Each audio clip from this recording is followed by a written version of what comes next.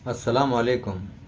मैं हकीम दावल साहब आज फिर आपके सामने हाजिर हूँ और आज हम बात करेंगे लकवा बीमारी पे।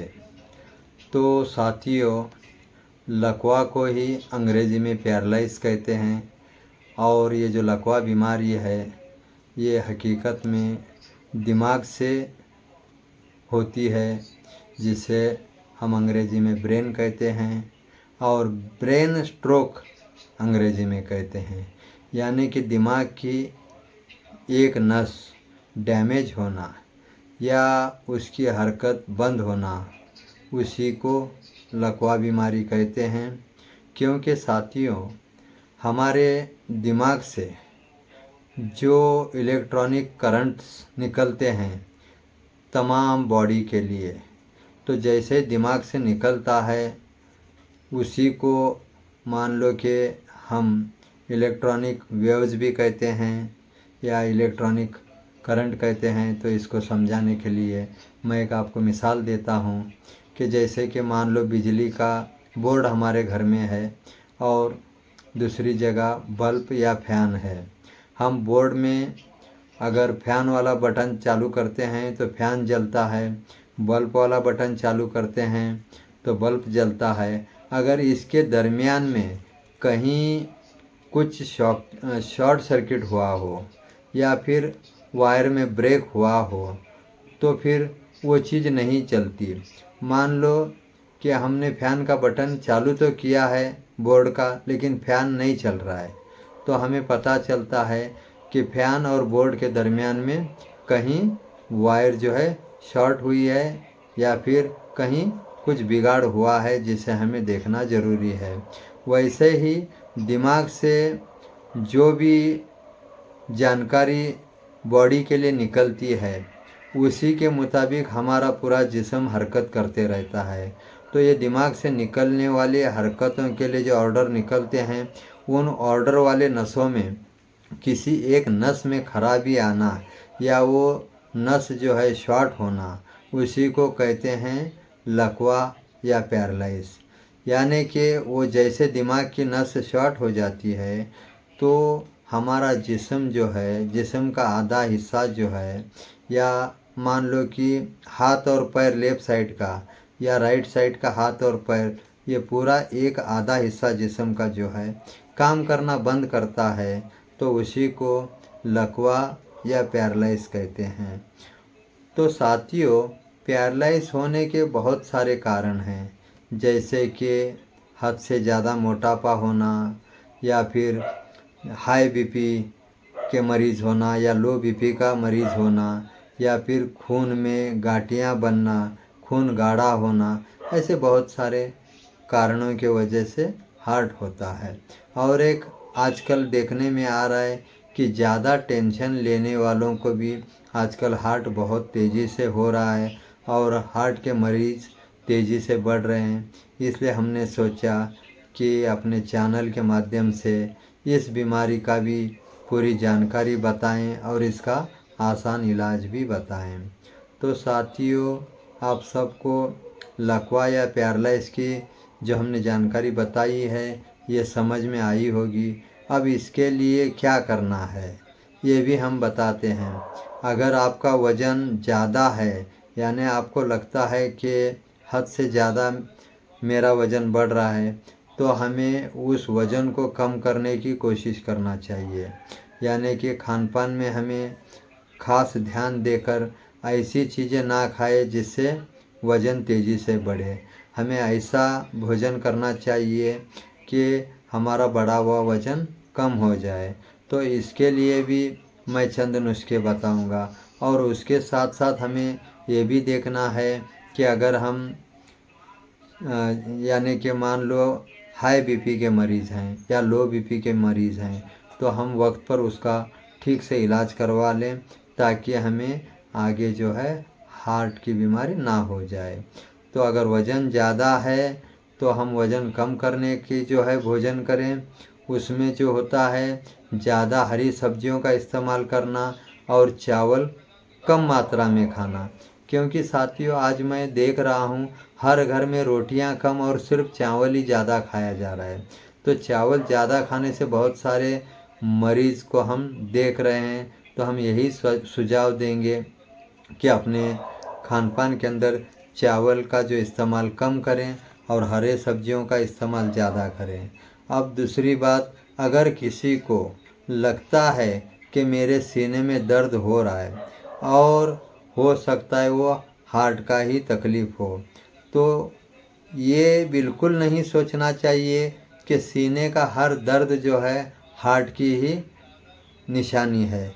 ये गलत है, क्योंकि एसिडिटी से भी हमें सीने में दर्द होता है और हार्ट से भी दर्द होता है। तो हमें कैसा पता चलेगा कि हार्ट की वजह से हमारे सीने में दर्द हो रहा है? तो उसके लिए भी आज मैं एक आपको ट्रिक बताता हूँ कि जहाँ हमारा दिल है उसी जगह से लेकर पीछे तक सुई चुभाने के मानिंद दर्द होता है, और वो दर्द पीछे के साइड में ज़्यादा महसूस होता है, आगे से ज़्यादा। यानी कि दिल में सुई चुभाया है तो पीछे तक चुभ रही है।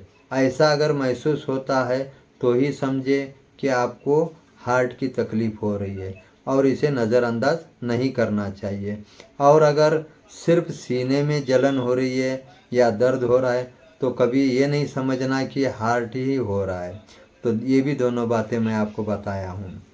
अब मैं आपको इसका इलाज भी बताता हूँ।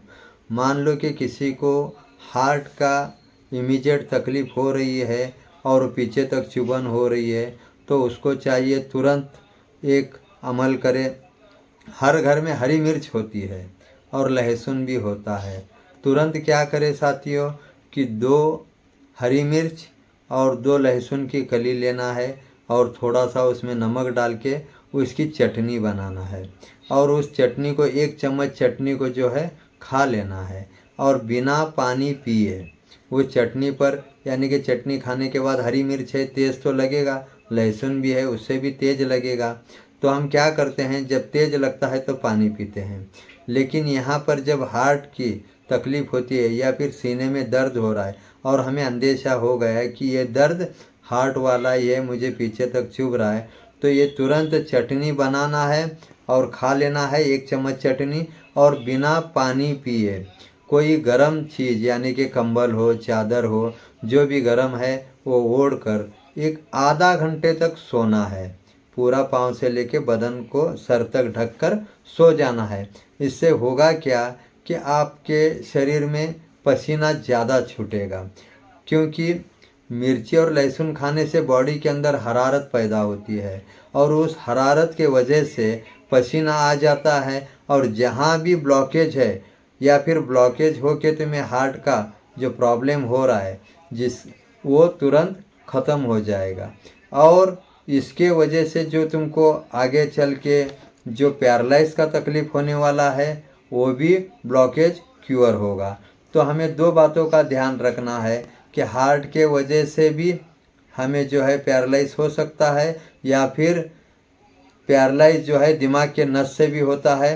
तो उसे मेन जिम्मेदार होते हैं हमारे खून के नसें, जो हमारे बॉडी को संदेश पहुंचाने का काम करते हैं, वो अक्सर खून की नसें होती हैं। तो खून के नसों का जो सीधा जो तरीका यानी कि उसका जो ज़रिया है ये हार्ट होता है। तो हार्ट का भी हमें ख्याल रखना है और दिमाग का भी ख्याल रखना है। अगर हमें महसूस हो रहा है, अब हम हार्ट के लिए भी जान गए हैं, अब हम पैरालाइज के लिए भी उसकी थोड़ी आगे और जानकारी देता हूँ। अभी हमें पता चला है कि मुझे कोई हाथ का हिस्सा थोड़ा सुंद महसूस हो रहा है या पैर सुंद महसूस हो रहा है, या फिर मुझे बोलने में थोड़ा सा दिक्कत हो रही है, या फिर मेरी ज़ुबान लड़खड़ा रही है, तो हमें नज़रअंदाज किए बिना तुरंत इस पर गौर फिक्र करना चाहिए कि कहीं ये पैरालाइज के निशानी तो नहीं है, यानी कि फालिज होने के या लकवा होने का अंदेशा तो नहीं है। उस वक्त में भी हमें तुरंत यही अमल करना चाहिए जो हमने हार्ट के लिए किया है, क्योंकि हार्ट की नसें और दिमाग की नसें एक दूसरे से जुड़ी हुई है।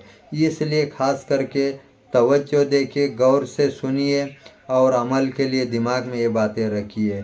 जैसे ही तुम्हें अंदेशा हो जाएगा कि मेरे शरीर का कोई हिस्सा यानी कंधे से लेकर पाँव तक कोई हिस्सा सुन्न हो रहा है, या कपकपी उसमें आ रही है, या बोलने में मुझे ज़बान मोटी लग रही है, या फिर मेरे अल्फाज ठीक से नहीं निकल रहे हैं, या मुंह का भी हिस्सा सुंद हो रहा है, तो तुरंत आपको क्या करना है कि 2 हरी मिर्च और 2 लहसुन की चटनी बनाना है, 1 चम्मच खाना है, और जो है कोई गर्म चीज़ ओढ़ कर जो है आधा घंटा सो जाना है, जिसके वजह से तुम्हें ज़ोर से पसीना छूटेगा और जो तुम्हें पैरालाइज का खतरा है वो इमीडिएट ख़त्म हो जाएगा। अब इससे आगे और मैं एक बात बताता हूँ। मान लो किसी को यानी कि ये समझ में आने से पहले उसे पैरालाइज अटैक आ गया, वो ज़मीन पे गिरा है, तो भी अगर आप ये अमल करते हैं तो 24 घंटे के अंदर बिना डॉक्टर के इलाज के अगर ये लहसुन और हरी मिर्च की चटनी खाने का अगर अमल करते हो तो 24 घंटे के अंदर फालिज या लकवा या पैरालाइज का तुरंत इलाज हो जाता है। अब इससे आगे और बढ़िए, अगर आपको ये भी सुझाव नहीं हुआ है, आप डॉक्टर के पास गए हैं, डॉक्टर ने इंजेक्शन वगैरह दिया है, उसके बाद आप घर पे आए हैं, तो भी आप घर में सबसे पहले यही अमल करना है, ये चटनी बना के खाना है या फिर पेशेंट को खिलाना है और उसको आधे घंटे तक सुलाना है। उसके बाद हर दिन 2 लहसुन की कली पीस कर उसमें 1 चम्मच शहद मिलाकर सुबह में 1 टाइम और शाम में 1 टाइम 2 टाइम उसको 2 लहसुन की कली और शहद पीस कर मिक्स करके चटाना चाहिए मरीज़ को। 10 से 12 दिन में फालिज या लकवा या पैरालाइज का आसानी से इलाज हो जाएगा। और एक बात बता रहा हूँ, इसमें इलाज के साथ परहेज भी बहुत ज़रूरी है। तो परहेज क्या करना है, खट्टी या ठंडी चीज़ों से मरीज़ को परहेज करवाना है। खट्टी चीज़ें यानी कि अचार हो, नींबू हो, छाछ हो, जो भी इमली हो, ये खट्टे चीज़ों से परहेज कराना है और ठंडी चीज़ें कोई भी नहीं देना है। गरम चीज़ें देना है, गरम दवाओं के यानी काढ़ा भी हम दे सकते हैं उनको, अदरक का भी काढ़ा दे सकते हैं, अदरक की चाय दे सकते हैं, और लहसुन और शहद का पेस्ट जो बना कर देना, ये पैरालाइज और हार्ट के लिए सबसे फ़ायदेमंद है। तो साथियों, आज का वीडियो कैसा लगा कमेंट्स के ज़रिए अपनी राय ज़रूर दें। शुक्रिया।